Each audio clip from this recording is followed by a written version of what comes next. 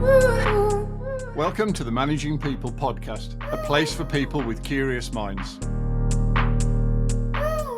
Hello, I'm Pete Fullard, and my guest this time knows all about managing creative and technical people and a whole range of stakeholders. After building lots of skills in her career, she founded her own consultancy specialising in all things communication and PR.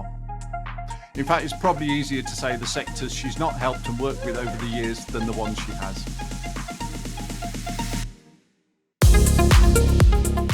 So, Veronica Hannon, welcome to the Managing People podcast. Thank you, Pete. Great to be here. Very good to have you on. So let's start as ever. After school, what happened next then? Oh, heavens. Okay, so I think I will have to say that I was a fairly unruly teenager. And when my parents would always start the day with what on earth to do with Veronica, to get her through school, through education, to get her to do anything of any worth. But I would say that actually they were also incredibly supportive. So they let me really explore whatever I wanted to explore, which was a phenomenal thing for them to do. So after school, I went and had a year at art college, where after about 3 months, my tutors all brought me into a room and said, "What on earth are you doing here? Because you can't draw." And I was like, "No, you're right. I really can't." So I switched from art and went into drama, and then went to university in London to drama school there. And I think that was actually a really formative experience for me, because coming from being an unruly teenager, where my fundamental belief is that authority is earned and never given, so hence my propensity for breaking rules at every point, to actually being part of a really collaborative environment where teamwork was really at the centre. To put on a production, you need to be able to get the best out of every person who's on that stage, who's behind the scenes, who's directing the show. And actually, I wasn't that good at acting, but I loved the directing part of it. So I majored in that. And that was brilliant, because you're dealing with people, essentially. And also at that point, you're also... Some people will tend to say that creative people might be the most difficult to manage because they're brilliant, but also they're quite fragile. And I found that when working with actors a lot, you're dealing with actually people who need a lot of self-belief. And therefore, the way to get the best out of them is not criticizing them. It's actually really helping them find and tap into that part of their personality that really delivers for the benefit of the production. So I loved that. And I also started working at that time with some of my tutors in terms of helping them put on productions across London and touring theatre groups. So that also got me into the marketing communication side of things, which is where I ended up really in terms of my career. So that was my next step. When I left university, I decided, though, although I loved the arts, I did want a career, and I wanted something that was a little bit more stable. My husband is a writer and a performer, so one dramatic person in a relationship, I think, is enough. So I thought I needed something a little bit more stable, and moved into publishing, and had a phenomenal career in the publishing industry, working initially with EMAP, which is one of the UK's largest publishers. And one of my first bosses was a young lad. He was my age. We're at 22 years old, both of us. We were the youngest editorial team in this whole enormous publishing company. And we had great fun. I had absolutely phenomenal fun. And I worked on some really fascinating titles. One of them was called Glass and Glazing Products. And actually, my editor was a chap called Damon Beasley, who went on to write The In-Betweeners, and then went on to write the series White Gold, which aired on BBC Two, which was exactly about the PVC industry back in the 1990s. So phenomenal experience, really working very closely in the small, close-knit team. And then from there, I went into PR. I was headhunted to go into a PR firm where it was myself and two publishers who'd come out. So very small team. We grew that very rapidly to 12 people. And then I moved into corporate PR, working with a top 50 London agency in corporate PR and communications. And then from there, after my children were born, moved out to the West Country and worked as managing director of an integrated agency in Cheltenham before deciding to set up Transform Communications. So nice, hopefully short enough, that bit of background to who I am. A very concise and rapid run through your career. And in those early roles, how were you managed? What was the management style like? So I would say I've always found dictatorial management styles not particularly conducive to getting the best out of me. So there were a few occasions when I came up against bosses like that, and those jobs were fairly short-lived and usually a bit tumultuous. So I found that the types of environments that I really worked in were collaborative. And actually, I worked with some very, very talented people, and I learned a lot. I remember one boss that I had at the top 50 PR company, and we were having a one-to-one session. And she said, so, tell me a little bit about you. And I said, well, I'm very flexible and I like team working and I'm not at all competitive. And she looked at me and she said, Ronnie, the only way I can get you to do anything is to tell you that somebody else is doing it better, quicker than you, and you'll totally change. And I thought, isn't that an interesting insight? My view of myself was totally different from her view of me. And that really started getting me interested in psychology and how people respond to different situations. So I would say I'm still very collaborative. I like working. I like working in a team environment, but I'm also fairly independent.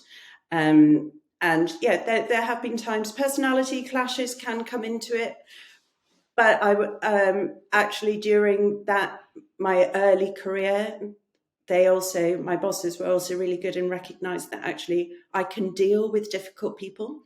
I think going back to the aspect in working in drama, in plays and putting on productions and things like that, big personalities don't faze me at all. I'm quite happy to deal and work alongside those as long as there is mutual respect.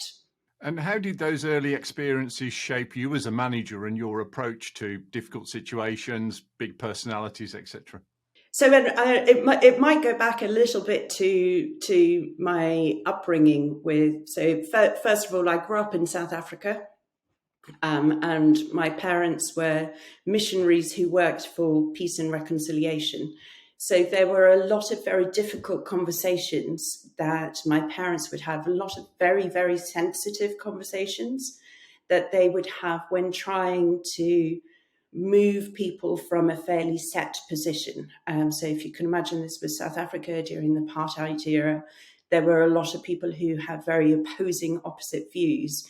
But they had the fundamental belief that to change the world, you have to change yourself. And therefore, if you want to be able to affect any change in the world, you first need to look at who you are. And that combined with the experience of working in theatre production and that ability to really get the best out of people, no matter how difficult those situations are or were, or how vulnerable people might feel in those situations. I think those actually formed a core part of my people management style, which is really about listening to an individual, understanding where they are coming from, and being able to form that individual relationship. Because even if you work at in global organizations or big multinational publishing companies, your team, your immediate team, the people that you manage, the people that manage you, are usually quite small and condensed. So you have a phenomenal opportunity to get to understand an individual, and that flexibility and adaptability. So if I can't change anything else, I can change me. And therefore that is the basis of how I look at things from a people management perspective. What do they need from me that I am in control of? And obviously, with your interest in psychology and how people communicate, react, that has a big influence on your success in communications and PR. How has that knowledge of psychology helped you manage not only your own team, but also your clients, because they're all very diverse and have their own viewpoints? Absolutely. So, at the heart of it, running a communications consultancy, we are once again in a people industry. So yes, we have to focus on producing quality of work, but we are also there to really help those individuals in those organizations, whether that's freeing up their workload, providing creative ideas that might take their business forward. We call it sort of, being a critical friend at points, being able that advisory capacity, which is really important, being a sounding board, and then also being the life and soul of the party when it comes to it. So it does come down to individual and people relationships. One client that we worked with was a leader in emotional intelligence as a form of understanding. And part of our work as an external consultancy is really to get to understand our clients' businesses. And that meant really looking and trying to understand what was meant by emotional intelligence. I'd read the Daniel Goleman book, I had all of the theory and the knowledge, but how that it was actually applied in practice was still a little bit of a dark art to me. How do you do it? How do you develop emotional intelligence, both for yourself and for the people that you work alongside? And we were very lucky because they actually trained and accredited myself and my head of content, Carolyn, to become an emotional intelligence coach. And that was a phenomenal experience because it got us to understand how powerful this can be. So unlike personality assessments, which we've all done various ones, I think everybody nowadays, whether it's a free online test or a Myers-Briggs more in-depth psychological assessment, a lot of people hold those. I sort of think about it. You have a name badge. I am a inspirational person, or I am a ENTJ, and that is who I am. I think it's useful to be able to give you some insight, but it doesn't necessarily help inform how you can flex and adapt, because you sort of hold it. That's who I am. That's all. That's me in a package. Whereas emotional intelligence gives that rigor and that depth. So Jolyon Maddocks, who wrote a book on emotional intelligence, describes it as a tree where the leaves are the behavior that you exhibit. The trunk is what you feel, your body. It's your physiological sense of what's happening to you. And then the roots of the tree are your attitudes. And those attitudes are really core and fundamental. And it's how we form our views of the world. And it is through, how we were brought up, those early experiences, the things that we hold as truths. And the next aspect of that is you feel before you think. So we will all know that if you're go into a situation that is slightly uncomfortable, your hands might start feeling a little bit sweaty, or your cheeks will go red if you feel embarrassed, or you might feel a little bit sick in your stomach. And tapping into those feelings is a really interesting way of being able to uncover what is actually happening to you physiologically at that way, and therefore that affects how you behave. So if you get triggered, if your hands go sweaty or you get a red flush of anger because you're in a confrontational situation, you're more likely to behave in an aggressive manner. It's much harder to switch on the rational thinking brain. So by noticing that, you will be able to change your behavior, but also by understanding what formed those core opinions. So some people might say, I hate conflict. I hate having difficult conversations. And therefore, so you go, how do they make you feel? And they go, they make me feel really scared. So my body closes in and I hold my head and I grip my fingers. And what does that mean in terms of actually how you behave? Well, I hold it all in. I don't express myself. So by sort of tapping into that, you can then begin to explore and develop where those attitudes came from. Were there difficult situations? What had happened to you potentially in your past that made you think that was the best way to behave?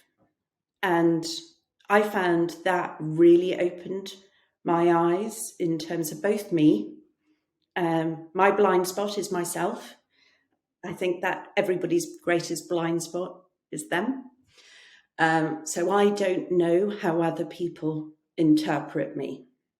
I have my view. Other people have theirs. And going back to, if I have to change something about how people respond, then I have to change how they are viewing me. And that can mean having open, sometimes tricky, difficult conversations. Maybe it's my South African childhood, but I don't find having difficult conversations difficult. I find having aggressive conversations difficult. I don't know if there's. I think there are only a few people who get pleasure out of that. But difficult conversations and open and honest conversations, that making yourself feel a bit vulnerable. I think that's a great model, and what particularly resonates with me is everybody has their own truth. Are there any examples that spring to mind about a practical situation when you were able to use a technique and it created a much more positive outcome than you were expecting?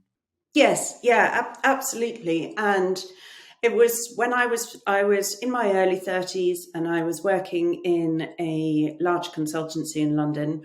And we had a very lovely but an infuriating client. So she was a part of a very large and important client to the business. So very high value to us. But she had a horrific tendency of doing that terrible thing of when she had an issue or criticism, she'd send a very long email to everybody. To every single boss, vice president, managing directors, my bosses, the whole of the team. And it started to cause quite an issue internally within our business. Combined with that, she was very high maintenance. So we'd get 5 emails, 10 calls a day. So people were always having to manage her. To the point where actually my team started to say to me, I don't want to work on the client. Please, can I not work on her? The phone would go and literally everybody would hide under their desk because we all knew it was going to be her. So we were faced in that situation of thinking, we have to keep the client. That wasn't an option. It was too high value for us. But we had to have a conversation just in terms of that impact, how to manage, how could we have a better relationship so she got what she needed out of it and didn't feel exposed to her business. So we ended up having a lunch, and I said, I'm not that afraid of difficult conversations. This was one of them. With the proviso from my boss, whatever you do, don't lose the client. That was the parting shot as I left for my lunch. Don't lose the client. So I thought, okay, this is going to be interesting. And we spoke about ourselves being the blind spot. So I thought actually she needed to know some of the impact that her behaviour was having on my team. And also, I needed to understand what she needed from us. So it was that sort of, how do you have a very open conversation? And it was relatively forthright, and there were some things that we weren't doing that she needed to be done.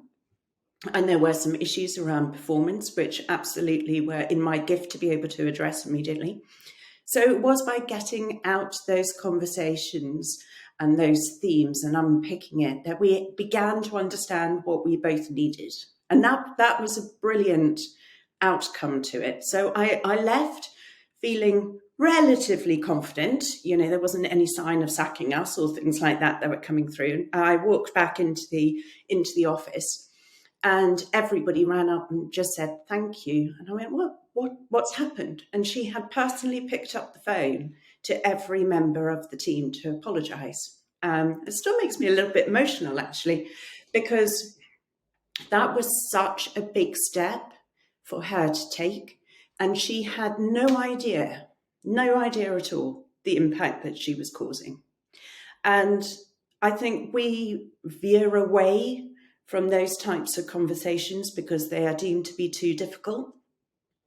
But actually, we both had skin in the game. She wanted to be very successful in her job. I wanted to make certain that her business was very successful because it was so important to our business. So how could you match those two things? We were actually both in the same place. We were just approaching it from different directions. So that's sort of one example about how I think unpicking some of those elements can be really helpful. And it sounds like perhaps she made a change in all parts of her approach because you've shown a different way to look at things. Absolutely. And she's gone on and she is a fantastic coach now. So, I wouldn't hold any credit for that. That's all of her own, to her own credit. And we still have a really good relationship. But it's so important, I think, to be able to get that mutual understanding of where people are coming from. That really helps. Over the years that you've been working with a huge amount of sectors and different parts of the world, have you noticed, looking inside your clients, how management and techniques have changed over that time? Phenomenally changed. And for the vast majority of things, I think for the better.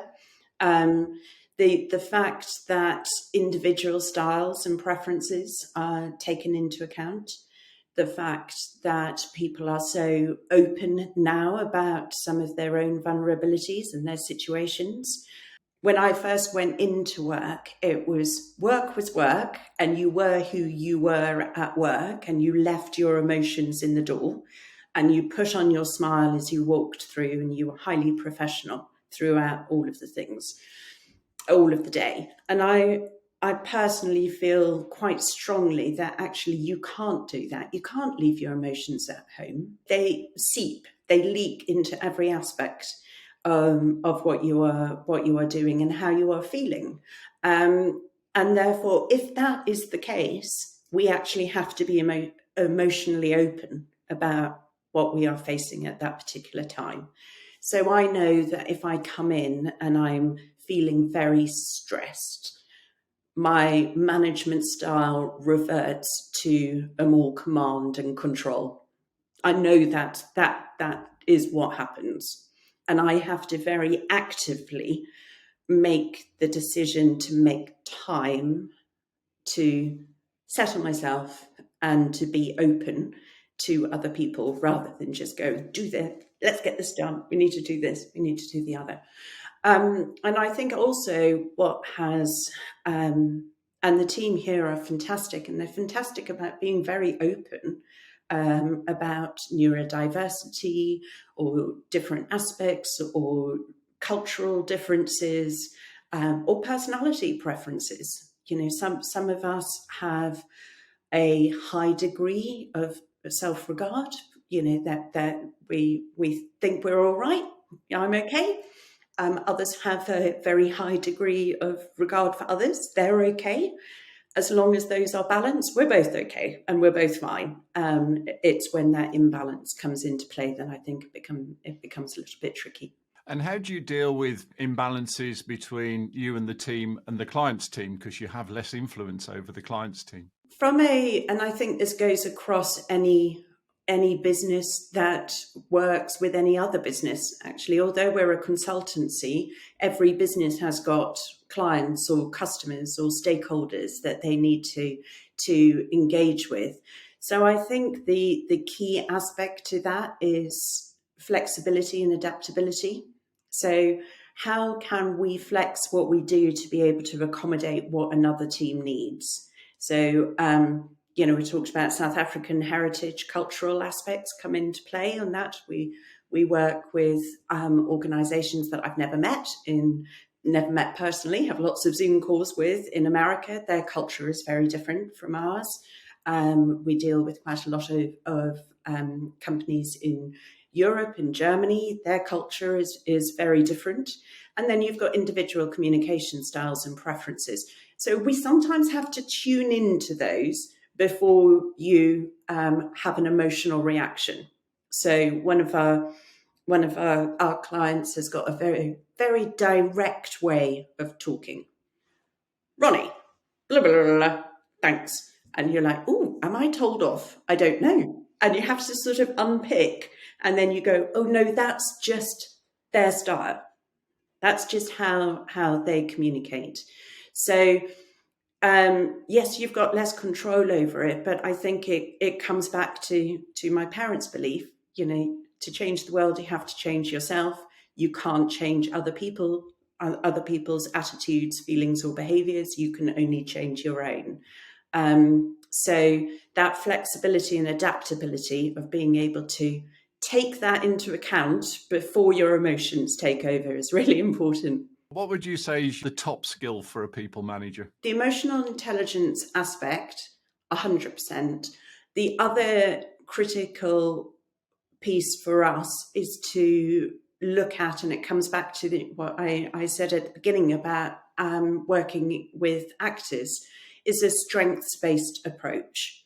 So we've all been in situations where somebody says, Pete, you really need to be more assertive. So you need to develop your assertiveness skills. And you go off and you get put on a training course for assertiveness. Well, if that's not who you are, that's not going to fundamentally change the way that you can act or behave in a way. So instead of that sort of looking at it from a weaknesses perspective, instead we try to look very, very closely at what are the strengths of the individual and how can those strengths be best deployed. And that has led to some structural changes in the teams that we have. So we used to have sort of teams that you would have as a client, you would have an account manager who would also produce some of the content, who would also deliver and develop some of the campaigns, who would also do this. So multi-skilled, talented person in those areas, but quite focused on the delivery side of things. And when we started looking at the strengths-based, if you're asking somebody to be really great at creating content, they might not necessarily be the best at managing multiple levels of client conversations and multiple things going on, because they're really good at focused, concentrated work and activity. So we split those out in the business. So we have an account management team who's all about the customer service and the program development and the project management, the keeping things on track and the multiple moving parts. And then we have a content and a design team whose real skill is creating and executing brilliantly in terms of the end product. So by taking that sort of simple lens of what are people really good at, you can then actually have quite fundamental organizational changes. What's the most common pieces of advice you've found yourself giving to newer managers? Don't assume the garment of what you think a manager should be and try and be that. So, don't put on the hat and the cloak and go, right, I'm now in command and control and I'm going to play this part. Actually look at it as, how can I enable my team to be more effective? What do I need to give them? So management is a service position. That's an important switch in thinking, I think. How would you explain how you would coach and mentor a more experienced manager? Well done. You've just picked up on my biggest weakness. I'm a terrible delegator. I go in two directions. One of which is I do a 60-yard throw. It's what I call it. I just lob things. And the other is that I keep and I hold control over. So I think delegation is a real skill. When I'm still learning and developing from that. But for the more experienced manager, I think, or a manager of a larger team, I think it goes back to that adage of you should employ people who are better than you at doing those jobs, and then give them the freedom, the resources, and the tools and the time to be able to deliver against that. Looking back, are there any examples that you can share where you've just made a bright hash and a bad decision in terms of managing somebody? Talking about being first-time manager, I had been brought into a business where I was hired by somebody that I eventually ended up managing. So they did a sideways move and I did a leapfrog. And that I didn't approach in the best way. And I don't think I looked closely enough at what that would mean to him. I thought about it as what I needed. So my relationship became quite difficult at that point. We butted heads quite a lot. And it was once again by going off site and having a couple of beers in a pub around the corner that actually we ended up figuring it out together. But yeah, I did make a hash of that and thought, I was egotistical and arrogant and thought, hey, there we go. I've done it. I'm now above you and I can, and I just got it 100% wrong. And it goes back to that humility being brought down was really important for me at that part. And it was a fundamental learning, really important learning for me. If you could go and give some advice to your younger self, what would that be? I think that advice most probably, my co-director Dan brought me back a card that he had been given. It was one of those little sayings cards. And he brought it into the office and he said, Ronnie, I saw this and I thought of you, and he handed it over. And it said, well-behaved women rarely make history. I would most probably say to my younger self, don't lose the spirit. Don't lose the fight. Don't lose some of that recklessness and that aspect. I spent a lot of my 20s and my 30s thinking, okay, I need to be very professional and I'm going to become a lot more composed. If I was giving myself advice back in my 20s and 30s, I would say, obey the rules, listen to authority, learn lots from that. Now, in my 50s, I would most probably say, don't lose that spirit. Maybe temper it down a little bit, but don't lose it. Keep what's there. And I love that. I've got 2 children now, and they're in there, and they've just left home, one in university, one in her first time role. And my advice is, be true to who you are. You might need to manage that a little bit, but don't lose it. Where do you think the future is going to be in terms of allowing teams to perform better? I think COVID taught us and showed us a lot.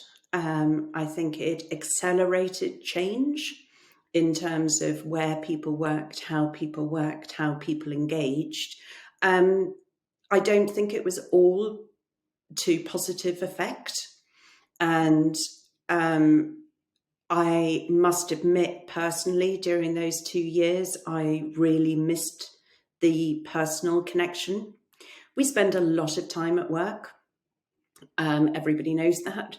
More time often than we would want to. We need to be able to get what we need as humans from that workplace. And I think if you take it back down, what do we need as humans? You know, if you go to Maslow's hierarchy of needs, okay, yes, we need the warmth and the security, but we also need that personal connection. We need the intellectual fulfillment, and we need some of the spiritual fulfillment. You know, organizations have now really taken place of a lot of what community or even family would provide us. You know, we talk about having purpose, giving meaning at work, all of those different aspects. Those are all really important to be able to bring in. But the human connection for me, however that is formed, giving space for that in a working life, I think is how we thrive as people. The human-centered approach to work is going to only become more important, which is contrary to what every technology visionary is talking about at the moment. We're all going to just be able to sit back. But I know that if you have technology to enable your job to become more efficient and more effective, in some cases, what is left? And it's the human connection. And is that your view on how AI will impact our working lives? Yes, very, very much so. So I had a fascinating conversation quite a few years ago with a AI developer, but he was also a psychologist. And we spoke a bit about, okay, so tell me, you know, if you could have a operation performed by a robot that had absorbed all of the information from the 1,000 best surgeons, and he's never going to have a bad day, and he's she's never going to be impacted by something happening in life. Would you rather that, or would you rather have a human do it to you? And of course, it's a question that many people sort of have different views and opinions about, but it's coming. You know, that type of technology is already here. Technology that people talk about Chat GPT and going, okay, so is that going to replace all communicators? Because it's natural language processing. It does all of this. You've got artificial intelligence that's affecting the design world, you know, where you can put in 5 key terms and they come up with a painting. Is that going to replace artists or graphic designers in the future? And my view is no. It will help us be more efficient. Yes, without a doubt, it could help us be more effective. But actually, once again, what do we respond to as people? We respond to things that engage us on an emotional level. And I think AI is not going to get there anytime soon, at least hopefully not in my lifetime. And therefore it comes back to, we still are going to want to have a community of people around us. We need those rule breakers and people that are creative, don't we? Absolutely, 100%. So it's not to say it's not exciting. You know, I use Chat GPT, and the designers here use artificial intelligence, but we use it as a research, as a kickoff point, and then you apply the filter of creativity over it. What can we do with this? How can we make it? How can we change it? That's actually the fascinating part of my job. So as long as that remains, I think we're all safe and secure, and it can only make things more interesting going forward. One of the fascinating things that you do is you never stop learning new things. So I have to ask, what recommendations of people, places and books have you got for us? I came prepared. So I will. There is a stack next to me, so audio won't be able to hear this, but there is a stack of books next to me that I love learning. Absolutely love it. And I'm a reader. Yes, I listen to podcasts and Audible books and things like that, but actually I really love curling up with a book, and my team always take the mickey out of me because I go away on holiday and I'll have 2 fiction books and 2 business books to read. So there are a few that I have. One book that I really loved was from the CEO of Zappos that wrote a book. It's now quite old, about delivering happiness. Zappos being an enormous, great big shoe retailer, online shoe retailer. And when Tony, the CEO, came into the business, he looked at actually what is the real underlining purpose of their business, and that is to make every customer experience a happy one. And I thought that was a lovely thing, and it totally transformed their operations, because if your purpose is to deliver a box full of goodies that make people smile when they open it, that's going to have to mean that your packaging is perfect, that your delivery is on point, that your customer returns, your customer service are 100%. So it was a really interesting way at how unpicking that purpose in a business can really transform how the whole business operates and runs. Malcolm Gladwell, for recommendation for anybody who wants something fascinating and readable, whether his collection of short stories. He does one called What the Dog Saw, which are just little short stories and essays on a whole host of different things. And my favourite thing is mustard now comes in dozens of varieties. Why has ketchup stayed the same? Those sorts of types of questions that are just fascinating, make for great dinner party conversations.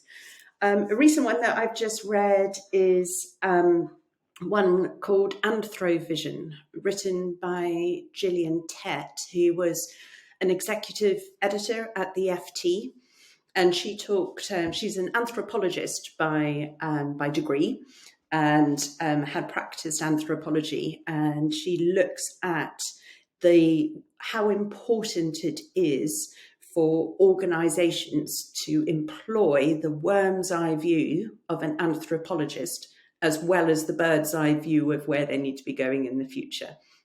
Brilliantly fascinating about how the use of anthropologists, there was one story in it, there was one part in the book which talked about a car manufacturer who had spent hundreds of millions of dollars in terms of developing an interactive dashboard in there that could make calls, send emails, do all of the rest of it.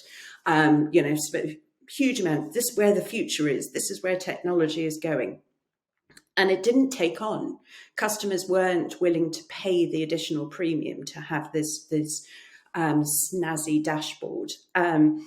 So they employed some anthropologists to go and have a look and answer the question of why is this not being adopted by people? And what the anthropologists found is in these new all-in interactive cars, people were sitting at the traffic lights and they were picking out their mobile phones and sending a text.